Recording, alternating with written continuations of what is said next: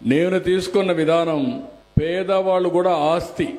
ఈ అమ్మాయికి తెలివితేటలు లేవని కాదు, మొన్నటి వరకు ఆయన పరిస్థితి అదే, చిన్నప్పుడు నా పరిస్థితి అదే. నేను కూడా 6-7 కిలోమీటర్లు నడిచి నా పుస్తకాలు నేను మోసుకొని తెల్లవారితో మా తల్లి భోజనం తయారు చేస్తే నేను ఆ భోజనం తీసేపి అక్కడ భోంచేసి చదువుకున్నాను. అలాంటివన్నీ ఉంటాయి. అయితే అవకాశాన్ని ఉపయోగించుకొని అడుగడుగు ముందుకు పోయాను. నేను అందుకనే ఇది ఒక పెద్ద కార్యక్రమం తీసుకున్నాను.